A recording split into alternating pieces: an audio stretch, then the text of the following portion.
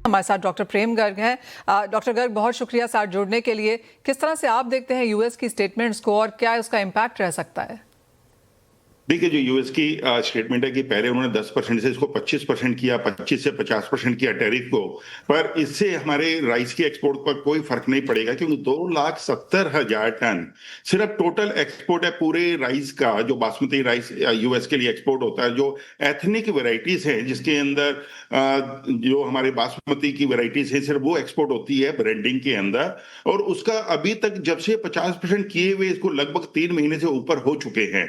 और पर इसके अंदर हमारे को आज भी कोई एक्सपोर्ट के अंदर फर्क नहीं है, क्योंकि जितने भी ये बासमती राइस को खाने वाले लोग हैं, सब कंज्यूमर्स जो यूरोप, आप मान लीजिए इसके अंदर मिडिल ईस्ट एशियंस जो लोग हैं, वो आज बासमती राइस को यूज करते हैं। और इसका जो फर्क है वहां के कंज्यूमर को लगा है। हमारे एक्सपोर्टर्स को कोई फर्क नहीं है एक्सपोर्ट के ऊपर, हमारे किसानों के लिए कोई नुकसान नहीं है। इवन आप देखेंगे पिछले 15 दिन के अंदर लगभग मार्केट 13 से 14% के आसपास में बासमती राइस में तेजी आई है, क्योंकि हम लोगों ने कोई नई नई मार्केटें तलाश की हैं, हमारे एक्सपोर्ट्स बढ़े हैं। और इसका हमारे को कोई भी फर्क लॉन्ग रन पर भी पड़ने वाला नहीं है, क्योंकि बहुत छोटी मार्केट है यूएस की हमारे राइस के ट्रेड को देखने के लिए। सर, एक और चीज़ जिसकी वजह से यूएस प्रेसिडेंट का स्टेटमेंट आया है वो राइस के प्राइसेस को लेकर है, क्योंकि अगर हम यूएस राइस फ्यूचर्स देखें तो यहाँ पर करीबन 27% तक की गिरावट इस साल में देखने को मिली है। वो जो देखने को आपको परसेंटेज मिली है वो नॉन बासमती राइस के अंदर ज्यादा है, क्योंकि नॉन बासमती राइस पहले भी पीक के ऊपर गया था भारत के बैन करने की वजह से।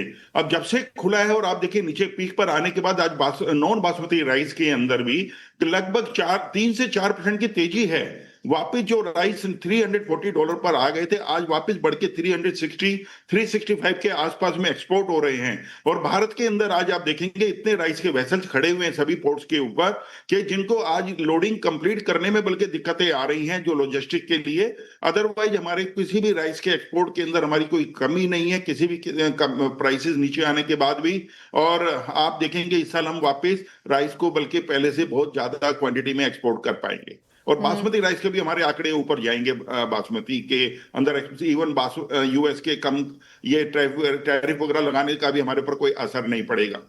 जी हाँ, वो तो बात नंबर्स में देख के समझ ही आ रहा है, क्योंकि अगर हम पिछले 3 साल के इंडिया के एक्सपोर्ट्स बनते हुए देखें तो ये साल शायद हम रिकॉर्ड बनता हुआ देखेंगे, जिस तरह के नंबर्स यहाँ पर देखने को मिले हैं।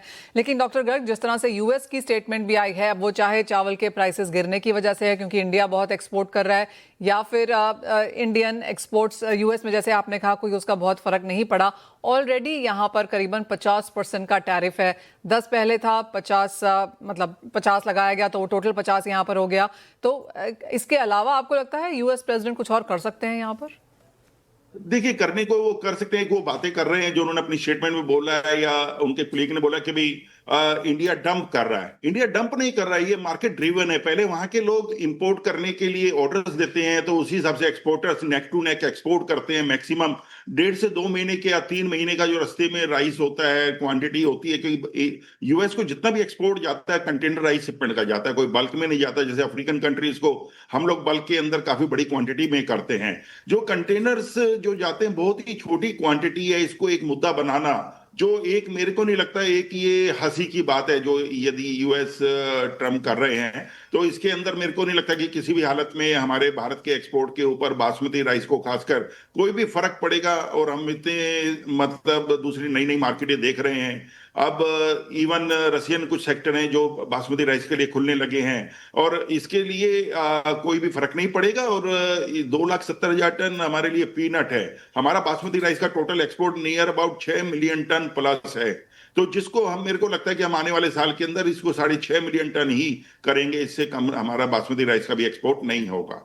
और इसका कोई भी फर्क हमारे राइस के मार्केट पर पड़ने वाला नहीं है, ना ही हमारे किसानों को फर्क पड़ेगा। क्योंकि गवर्नमेंट रात दिन काम कर रही है कि बासमती राइस और दूसरे राइस का भी एक्सपोर्ट किया जाए। कंधे से कंधा मिलाकर हमारी जो फेडरेशन है इसके अंदर कोऑर्डिनेशन में है, जिससे कि हर कंट्री में आज 172 कंट्री में हम लोग एक्सपोर्ट करते हैं अपने राइस का। तो 172 कंट्री में यदि एक कंट्री, यदि एक यूएस बहुत छोटी सी जिसको क्वांटिटी कहेंगे हमारी मार्केट के लिए, तो कोई हमारे तो डॉक्टर गर्ग, आप कह रहे हैं कि यूएस यहाँ से क्या ही कर सकता है? 50% टैरिफ ऑलरेडी है, इससे क्या अगर बढ़ाता भी है तो आपको नहीं लगता कि बहुत फर्क पड़ेगा? बिकॉज एक तो यूएस छोटी मार्केट है और दूसरा जो खरीदारी है वो इन एनी केस फिलहाल बनी हुई है। जी 75% भी यदि उसको कर देंगे, 100% भी कर देंगे।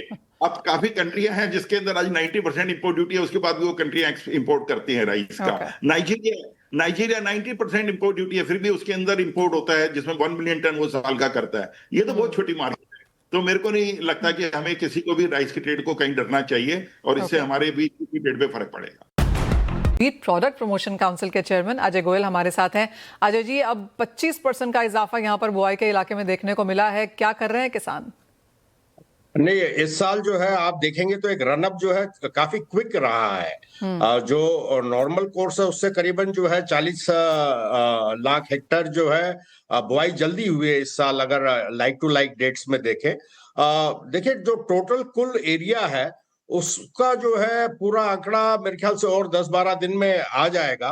लगभग जो है 663 लाख टन हेक्टेयर में बुआई होती है रबी के टाइम पे, और इस साल अभी तक जो है 480 लाख टन का आंकड़ा आया है, which is little higher than, आप समझ लीजिए करीबन 4 मिलियन टन ज्यादा है, मिलियन हेक्टेयर ज्यादा है पिछले साल के एवरेज में। तो ये अच्छा वेदर और अच्छा सॉइल मॉइस्चर और इन सब चीजों की वजह से थोड़ा सा इस टाइम बुआई जल्दी हो रही है।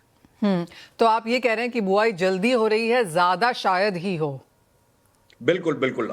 एंड में जो लैंड एरिया है वो शायद ही मुश्किल से बढ़े थोड़ा बहुत, पर प्रोडक्टिविटी जो है, यील्ड जो है इस साल अच्छी होने की उम्मीद है, क्योंकि मौसम अच्छा रहा है, अच्छा रहने की उम्मीद है, सॉइल मॉइस्चर अच्छा है, इवन जो रिजर्वायर में वाटर लेवल्स है वो अच्छे लेवल्स पे है।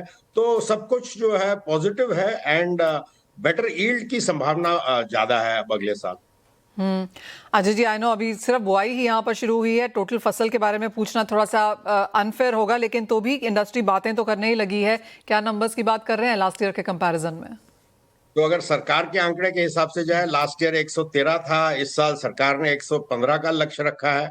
तो मेरे ख्याल से क्योंकि लास्ट ईयर के आंकड़े पे काफी लोगों ने डाउट किया था, उन्होंने कहा कि 113 नहीं हो सकता, लेकिन 110 तो जरूर रहा है। जिस हिसाब से बाजार चल रहे हैं, आज 7 महीने हो गए, 8 महीने हो गए, बाजार एकदम जो है शांत है, सप्लाई की कोई कमी नहीं है, डिमांड साइड में प्रॉब्लम है।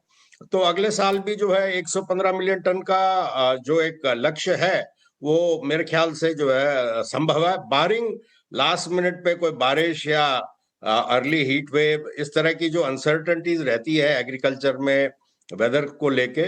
और अगर वो स्मूथ रहा, भगवान ने चाहा, तो फिर जो है सब कुछ सरकार के हिसाब से हो जाएगा। All right. अजय जी, बहुत शुक्रिया साथ जोड़ने के लिए। तो वेल, वो गेहूं की स्टोरी है कि बुआई यहाँ पर जल्दी होती हुई नजर आई है, ज्यादा शायद नहीं होगी, लेकिन जहां तक फसल की बात है, प्रोडक्टिविटी है और जो बाकी चीजें हैं जैसे क्लाइमेट एंड वाटर अवेलेबिलिटी, वो एज ऑफ नाउ यहाँ पर काफी पॉजिटिव लग रही है।